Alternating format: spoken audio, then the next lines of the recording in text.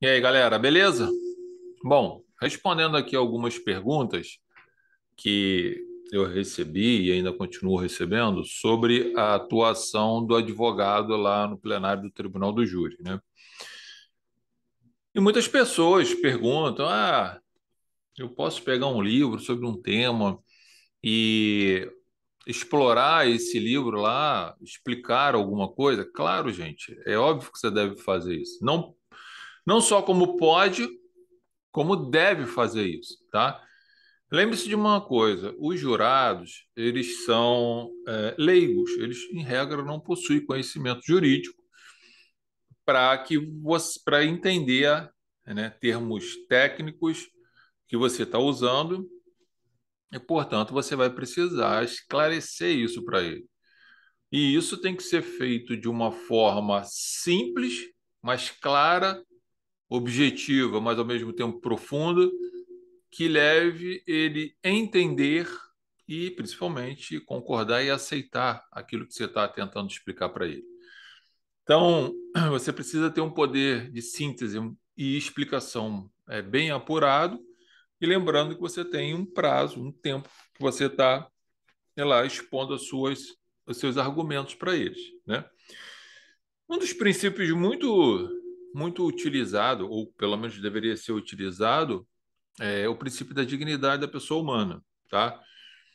Eu quero falar dele aqui com vocês, tanto na questão jurídica, mas também vou puxar na questão filosófica e que tem a essência do princípio da dignidade da pessoa humana. Como já venho falando, não pode ficar preso só aos conceitos jurídicos, porque o conceito jurídico, né, ele visa demonstrar aquilo que o direito, né, reconhece, resguarda, tutela sobre um determinado bem, sobre um determinado fato e por aí vai. Isso vem através dos seus institutos, né? E esses institutos, o fundo de pano, né, ele possui um fundamento que às vezes, e a maior parte, não é vinda propriamente do direito, vem de outras ciências. Então, você ter conhecimento da essência daquilo que você está usando vai facilitar quando você estiver precisando aplicar isso na prática, principalmente lá no plenário do Tribunal do Júri. Então, você pode muito bem apresentar, por exemplo, o princípio da dignidade da pessoa humana. Vamos supor que você esteja sustentando uma tese X e que esse princípio é importante para você. Você vai fazer essa apresentação para os jurados, né, sobre o que você está querendo alcançar, o que o direito está resguardando através desse princípio, no caso concreto, mas você também pode e deve mostrar que a essência do que você está falando vem até com fundamento de outra ciência e mostrar para ele, ou para eles, efetivamente o objetivo que está por trás disso tudo dentro do princípio, tá? Peguei aqui é, dois livros que a gente vai estar falando, tá? Isso aqui é do Fábio Oliveira, tá? Da editora Lumen Juris, por uma teoria dos princípios, o princípio constitucional da razoabilidade, e ele trata aqui do princípio da dignidade da pessoa humana, aqui na página 281. Eu vou ler, daqui a pouco vou estar falando de outros, tá? Então vamos lá. Princípio da dignidade humana, fala ele. A teor do artigo 1º, inciso 3º da Constituição, o princípio da dignidade da pessoa humana é fundamento da República Federativa do Brasil. Então, onde é que está estampado o princípio da dignidade da pessoa humana no nosso ordenamento brasileiro? Artigo 1º, inciso 3º da Constituição Federal. É ali que você vai abrir, vai ler e ele vai estar lá, ok? Bom, fazendo suas explicações, vem ele falando. Como anota Luiz Roberto Barroso, a dignidade da pessoa humana ainda vive no Brasil e no mundo um momento de elaboração doutrinária, ok? Então está em desenvolvimento e de busca de maior densidade jurídica, tá? Mais adiante ele fala, é um princípio de crítica através do seu sentido, são denunciadas teses que desmerecem o homem enquanto tal, tese que fazem dele um objeto para outro homem ou para o formalismo do Estado. Então, é um princípio que, né, faz uma crítica naquilo que as pessoas veem como o homem como objeto e não como ser dotado de direitos, dotados de garantias, resguardadas pelo Estado. Então, não é um objeto como era antigamente, se era o homem, ok? E aí ele já deixa bem claro para a gente aqui que o princípio da dignidade humana vem tutelar diversos bens que todos nós temos, né? E aí a saúde, a educação, ao trabalho, ao desenvolvimento cultural, ao respeito à sua honra, à sua imagem, tudo isso está englobado aqui dentro do princípio da dignidade da pessoa humana. Olha que você pode, por exemplo, estar com um caso concreto. Seu cliente, por exemplo, né, pode ser uma pessoa que esteja sendo acusada da prática de um crime e você explorar que essa pessoa, na realidade, ela está sendo vilipendiada ou foi vilipendiada ou está sendo desrespeitado pelo Estado por uma série de fatores e você pode fazer o uso desse princípio da dignidade da pessoa humana em favor do seu cliente. Por exemplo, teve que praticar o crime porque, em razão da sua condição financeira, da sua raça, né, da sua orientação sexual, daquilo que ele sofreu e, portanto, ele teve que se defender, se for o caso. Olha que você tem, por trás do princípio da dignidade da pessoa humana, a possibilidade de criar uma tese de apresentar para os jurados a justificativa pelo qual o seu cliente teve que agir, tá?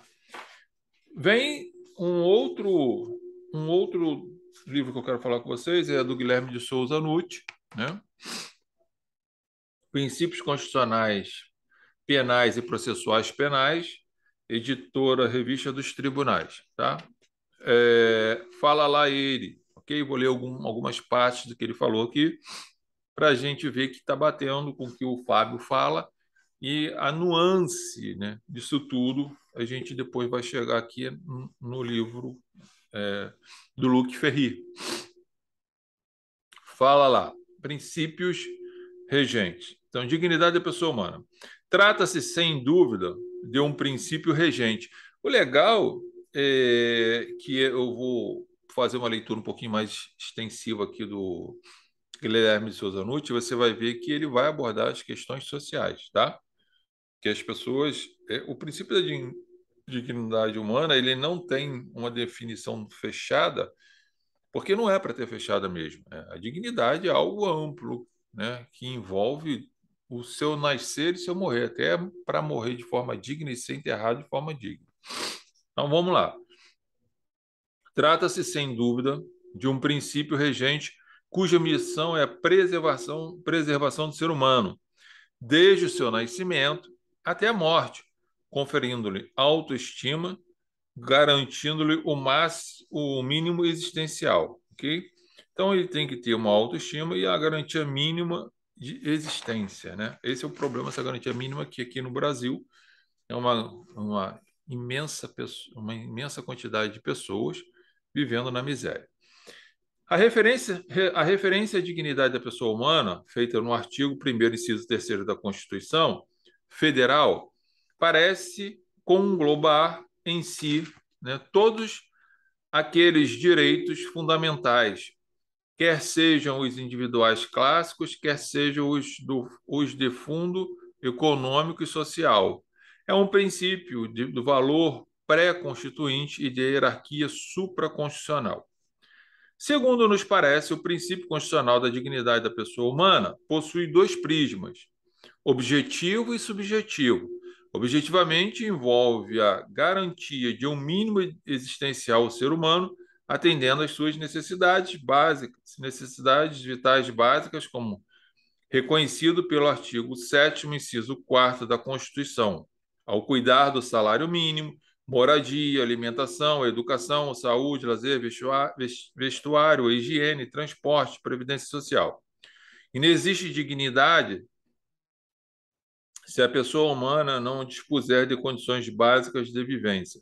Subjetivamente, cuida-se do sentido de respeitabilidade e autoestima inerentes ao ser humano, desde o nascimento, quando passa a desenvolver sua personalidade, entrelaçando-se com a comunidade e merecendo consideração mormente do Estado. Ok? Então, repare que ele trata aqui de questões sociais, educacional, financeira. Então, eu vejo as pessoas às vezes falando sobre dignidade da pessoa humana sem efetivamente até alcançar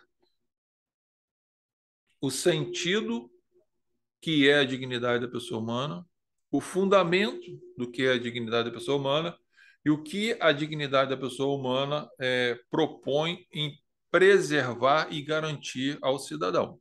Você precisa estar atento a isso. Indo lá no campo da filosofia, novamente, o Luc Ferry, tá? Falando aqui sobre questão de ética, ele trata da liberdade, da igualdade, fraternidade, nascimento da ideia moderna da humanidade, né? Então, antigamente, o ser humano ele era um objeto, até como é colocado aqui, né, pelo Guilherme de Souza Nucci. Então, a gente era um objeto, a gente estava para servir o Estado. Essa história foi mudando, obviamente, que até chegar aos dias atuais, muita desgraça, muito sofrimento, muita desigualdade, muita humilhação, muito desrespeito. Muitos pagaram com a vida para que a gente pudesse chegar à ideia de ter hoje uma dignidade da pessoa humana moderna, né? E o mínimo respeitável, né? Porque ainda assim não é respeitado. Hoje, em 2022, nós ainda não temos a dignidade da pessoa humana no contexto social respeitado e também no contexto jurídico, né? Que é um desrespeito que advém do Estado para com a sociedade. E aí, quando a gente fala Estado, a gente está englobando, obviamente, né, a sua representação via os agentes públicos. Aí você pode falar dos agentes públicos, né, um magistrado, um promotor, um defensor, um agente de trânsito, seja lá quem for, tá? Mas especificamente aqui eu estou tratando da questão jurídica. Bom, vou ler algumas coisas que ele fala aqui, que aí vai mostrar para a gente, né, a ideia do fundamento do que eu estava acabando de falar para vocês aqui, tá? Lá na página 72, 73, a gente vai passear um pouco por aqui. Tá? Fala lá. Poderíamos esperar que o confisco do pensamento pela religião e a relegação da filosofia a segundo plano tivessem como consequência uma regressão no plano ético. Em muitos aspectos, pode-se pensar que aconteceu o inverso. O cristianismo vai trazer no plano moral pelo menos três novas ideias não gregas, tá? Ou não essencialmente gregas. Todas três novas ideias, todas ligadas à revolução retórica, à revolução teórica que acabamos de ver em ação. Ora, essas ideias são de uma modernidade espantosa. Não podemos, de fato, conceber mesmo com enorme esforço de imaginação o quanto elas parecem perturbadoras para os homens da época. Tá? O mundo grego era basicamente aristocrático, um universo hierarquizado no qual os melhores, por natureza, deveriam, em princípio, estar acima, enquanto se reservavam aos menos bons os níveis inferiores. Não se esqueça de que a polis grega se baseava na escravidão. Então, veja bem, aqui, né, naquela época, né, no mundo aristocrático, né, essas pessoas elas eram consideradas melhor do que outras pela natureza, por algum motivo qualquer, ser mais bonita, ser mais inteligente, ter mais condições sociais e financeiras, estar numa posição social acima de outro, e, portanto, os demais eram escravos delas, tá? Ou era muito menos beneficiário ou muito menos reconhecido como ser humano perante eles, né? Não ocupavam cargos condizentes com os demais, não era pelo mérito, como a gente vai ver que o cristianismo traz a meritocracia para a gente, né? E aí começa a se mudar a história um pouco, tá ok? Bom, ora, a natureza é profundamente hierarquizada, quer dizer, desigual. Para cada categoria de seres, ela desenvolve gradações, que vão desde a excelência mais sublime até a maior mediocridade. Com efeito, é evidente que somos, se nos colocarmos apenas sob o ponto de vista do natural, muito desigualmente dotados, mais ou menos fortes, rápidos, grandes, belos, inteligentes, etc. Todos os dons naturais são suscetíveis de uma distribuição desigual. No vocabulário moral dos gregos, a noção de virtude está diretamente ligada às de talento ou de dons naturais. Então, o homem não tinha, ele não escolhia ser inteligente ou não, ser melhor numa posição financeira do que o outro, não, ocupar um cargo melhor do que o outro, não. Já vinha aquilo naturalmente para ele, tá? A virtude é, antes de tudo, a excelência de uma natureza bem dotada. Eis porque, para lhe dar um exemplo bem típico do pensamento grego, Aristóteles pode tranquilamente falar num de seus livros dedicados à ética, de olho virtuoso. Para ele, isso significa apenas olho excelente, um olho que vê perfeitamente, que não é nem hipermetrópico, nem míope, tá? Em outras palavras, o mundo grego é um mundo aristocrático, tá? Quer dizer, um universo que repousa inteiramente sobre a convicção de que existe uma hierarquia dos seres. Então, na época de Aristóteles, existia uma hierarquia. E isso veio se arrastando aqui no Brasil por anos e anos e anos. Em 88, por exemplo, chega a Constituição Federal, lança a dignidade da pessoa humana lá, que aí está ligado com a questão da meritocracia, que está ligado em buscar uma democracia que está amparada pela igualdade das partes, e a gente começa a ver as coisas darem sentido no princípio da dignidade humana, né, que vem com fundamento na questão social, que vai disparar no mundo jurídico, tá? Continuando ele aqui, tem umas partes muito interessantes, que é interessante. Ó. Para os cristãos, e nele eles anunciam as morais modernas das quais falarei no próximo capítulo, essa convicção é ilegítima. Ok? Mas no plano moral, essas desigualdades não têm nenhuma importância, porque importa apenas o uso que fazemos das qualidades recebidas no início, não nas qualidades em si. Então, veja bem, começou a ter a seguinte ideia: olha, essa ideia que vocês tinham aí, de que as pessoas são hierarquizadas naturalmente, então umas são mais inteligentes do que as outras de forma natural, portanto, ela merece ter um melhor salário, merece estar num melhor local, merece maior respeito do que o outro. Isso começa a flexibilizar, porque passa a entrar a ideia do mérito, de que aquele que efetivamente não tem uma inteligência dada, né, de forma natural a ele, mas ele pode se esforçar e alcançar, é, galgar e alcançar locais, respeito, dignidade, moradia, enfim, tudo que é inerente ao esforço dele pelo mérito e, portanto, ele já não estaria sendo mais um escravo daquele que supostamente seria mais inteligente do que ele, né? Começa a querer, já vinha aqui, a aparecer a ideia da igualdade. Vamos buscar essa igualdade, tá? E aí deixar de lado que a natureza venha definir se A ou B é melhor e por quê, né? É melhor. Se for, pelo menos hoje a gente fica observando isso dentro desse contexto, é que seja por mérito, seja por conquista, tudo tem que ser conquistado, né? Isso é a nossa realidade hoje, né? Bom, o que é moral ou imoral é a liberdade de escolha, o que os filósofos vão chamar de livre-arbítrio, e de modo algum os talentos da natureza enquanto tais, tá?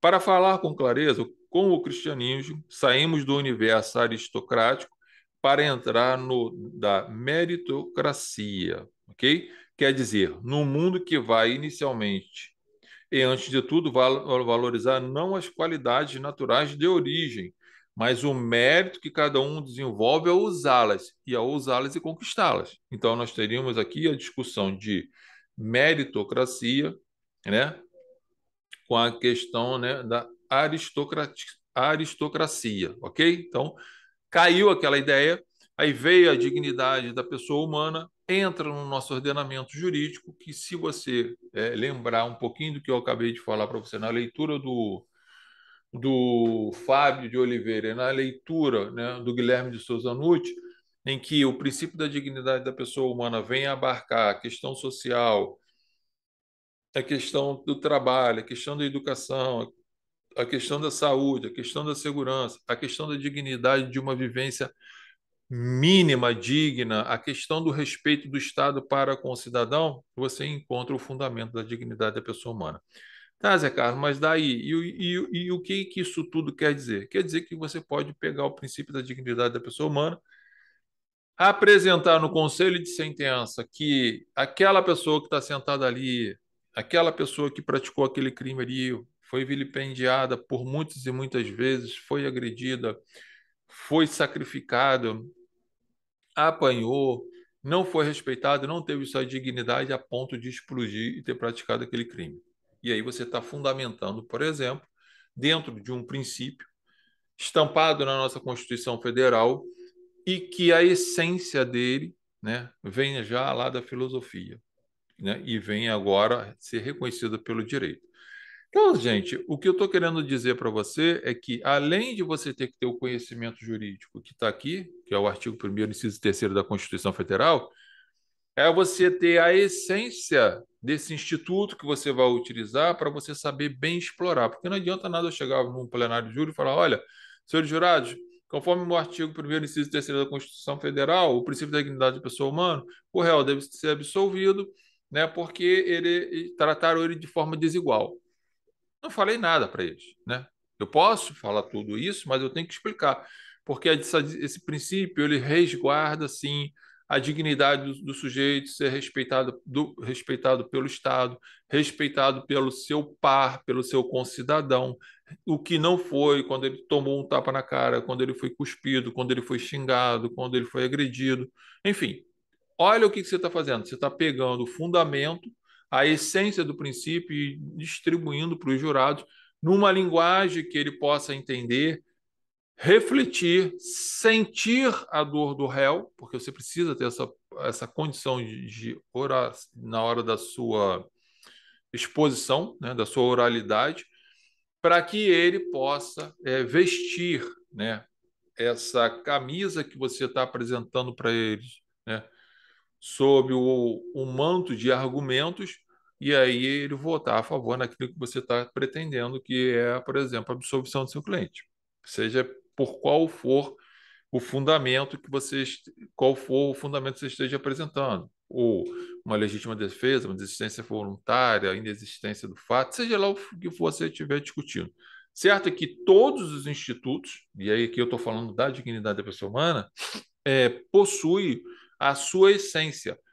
Então não adianta, gente, eu pegar, abrir o código, ficar lendo um monte de doutrina, e se eu não entender que tudo isso tem um fundamento que eu preciso descobrir para poder até mesmo convencer o magistrado, que é um cara mais frio e conhecedor do direito, e mostrar para ele que a dignidade da pessoa humana é isso. Por exemplo, a gente vê aí é, muitas pessoas que são da área civil, por exemplo, quando querem gratuidade de justiça, avocam, né, o princípio da dignidade da pessoa humana e às vezes deixam de colocar na sua petição que a dignidade da pessoa humana, né, abrange, né, essa questão, né, do viver de forma minimamente digna, né, e explicar a situação real dessa pessoa e, portanto, né, nessa leitura o magistrado pode se lembrar que aquilo que ele está lendo não é uma história, e sim uma realidade, que isso faz parte, porque me parece que esse pessoal fica meio no automático, ele deve estar cansado e acha que aquilo ali é blá, blá, blá e vai embora e nega. Então, quando vocês estiverem estudando os institutos, né, o conselho que eu dou, vá em outras fontes, outras ciências. Você pode ir na sociologia, pode ir na filosofia, pode ir na psicologia. Gente, vocês precisam buscar a essência para você poder mostrar para quem quer que seja que aquilo que está escrito ali não é simplesmente uma frase e que não quer dizer nada, e pior ainda, que não é para ter efeito nenhum. Não, ela tem um significado, e mais do que o significado é produzir um efeito real no nosso mundo, né? Então, eu posso buscar questões lá do direito romano? Posso. Ah, mas o direito romano não é aplicado hoje. Quem disse para você que não? Não nesse sentido, né, de positivação, porque nós temos nosso ordenamento jurídico. Mas no sentido de fundamentação, muita coisa é aplicada e deve ser, assim como a filosofia, a psicologia, a sociologia, a medicina legal e por aí vai. Tá? Então, gente, eu estou trazendo essas informações para vocês porque eu recebo, às vezes, perguntas, né? Como eu deveria me comportar lá no plenário, como eu posso expor um assunto. O que eu sempre procuro fazer, eu faço isso, né? É explicar para os jurados o que é aquele instituto, o que aquele instituto está produzindo, o que aquele instituto está resguardando, o que aquele instituto quer como resultado, quer efetivar na nossa sociedade atualmente. Então, hoje, o princípio da dignidade da pessoa humana, quando eu sustento ele, a maioria das pessoas falam isso, sustento porque querem que o cidadão seja respeitado de forma digna pelo Estado e pelas pessoas. Mas o que é ser digno? O que é receber dignidade? E aí você vai ter que trabalhar com tudo isso que eu acabei de falar para você poder produzir um efeito em quem está te ouvindo, né? De que esse efeito possa gerar, né, naquele ouvinte uma compaixão, um pensar mais reflexivo, um acompanhamento, né, naquilo que você está apresentando como argumentação.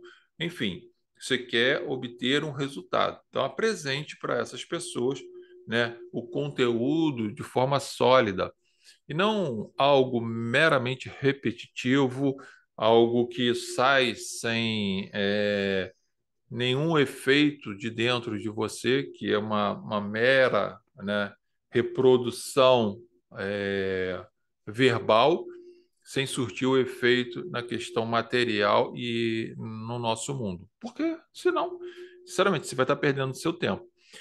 E você que está estudando, vai fazer uma prova, você pode responder, né, sobre o princípio da dignidade da pessoa humana, explicando, passeando por tudo isso que eu te falei, que certamente seu examinador vai entender que você tem conhecimento muito mais aprofundado do que simplesmente citar ou dizer que o princípio da dignidade da pessoa humana é o princípio que visa, né, tratar todos iguais.